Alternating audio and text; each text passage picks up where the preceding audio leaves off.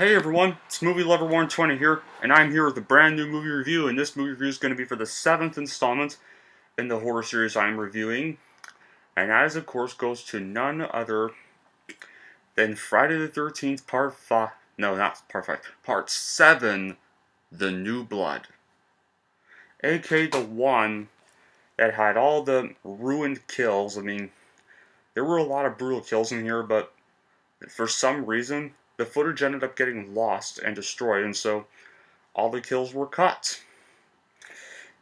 And I really wish Scream Factory or Shout Factory, whatever you want to call them, with this film, they could have found a way to track down all that uncut footage and restore it in this.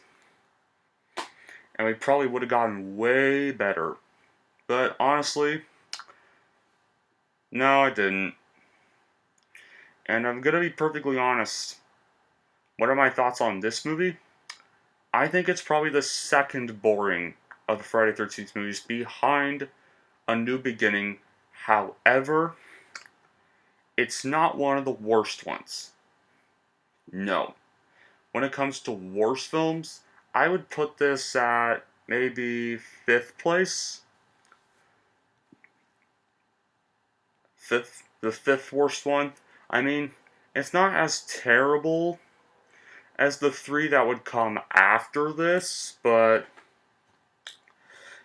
it's certainly not really great here. And this was kind of much where Friday the 13th was starting to just pretty much finally die. Everyone was just finally getting so fed up with the series with this movie, and yeah. But anyway, what is this movie about?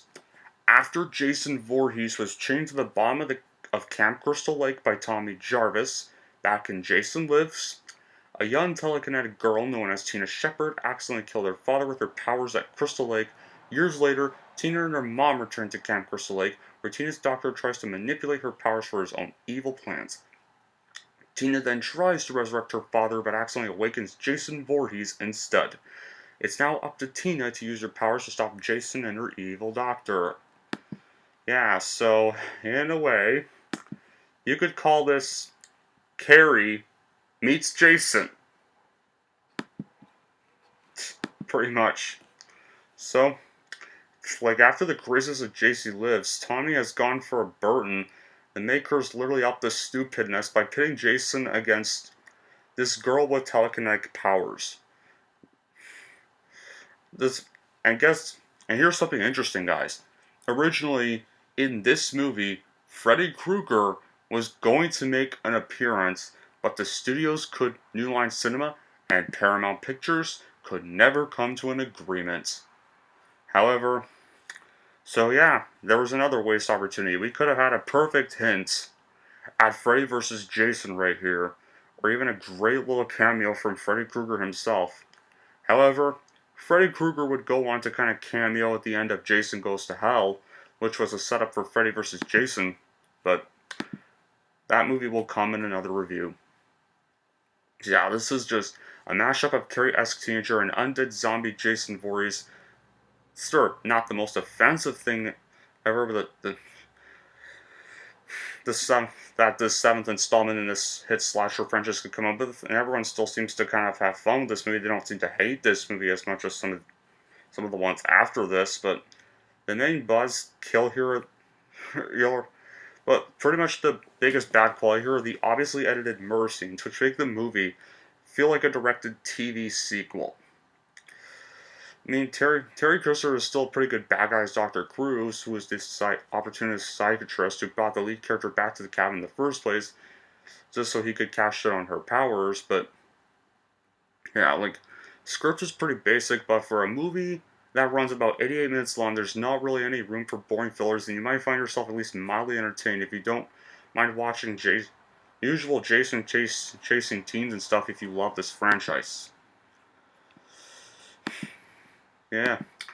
Here are all, but anyway, like I said, this is not the worst one, and I actually kind of don't hate this one, because here are some pros. One, this is the first installment in the series where Kane Hodder would play Jason Voorhees, and he's pretty much the best Jason Voorhees to me, even though he doesn't have the best films at all.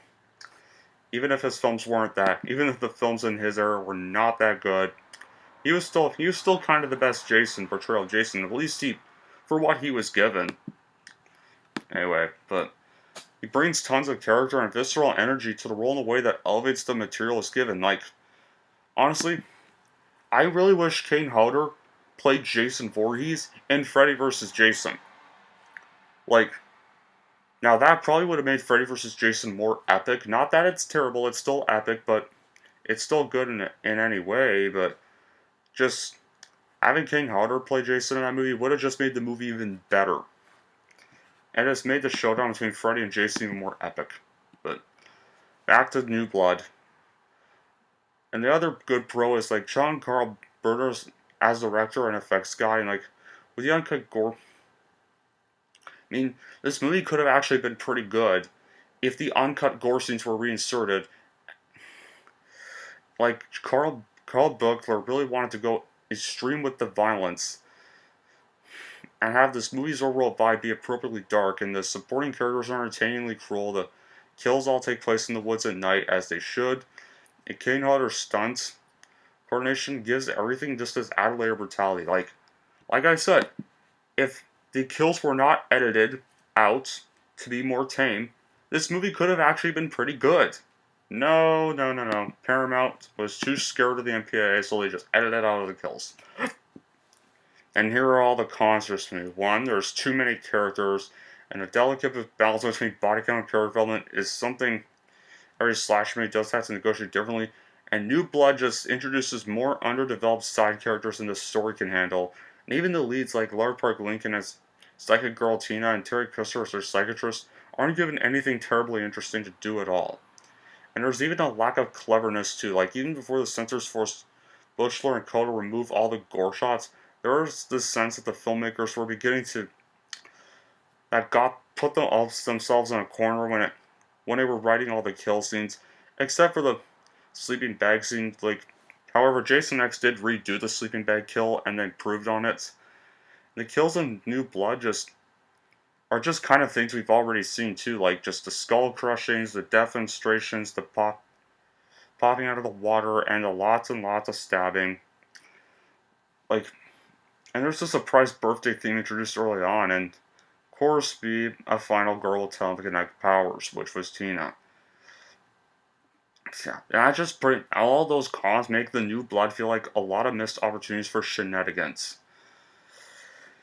And I also don't really like the silly subplot involving a shouty doctor hiding all of Nancy's proof of Jason killing and wanting to make a name of himself by showcasing her gift. Tina's proof of Jason killing. And yeah, like I said, this was pretty much for the film where Friday the 13th franchise was pretty much starting to show signs that it was dead. And that people were just fed up and done. But on the plus side, the camera work is marvelous, and even from Jason's point of view, and it's pretty clear the House Party Next Door is an inspiration for the setting of the 2009 remake. But anyway, yeah. I guess if you're a Friday the 13th fan, you could give this just one watch, and that's about it. It's not really that worth it, really. However, it's still better than A New Beginning, and especially better than the next one I have to talk about. We're already there. But anyway, here's how I'm going to rank The New Blood. I am going to give Friday the 13th 7 a 6 out of 10. Alright, and with that, we've pretty much wrapped up our review for The New Blood. That's 7 movies down and only 5 to go. Wow. Yeah. Well, yeah, I honestly have no idea what to say. I'm just going to end it here. But anyway, that'll be it for this review. Thank you all for watching. And if you like this and want to see more, and don't forget to like, subscribe to Movie Lover 120.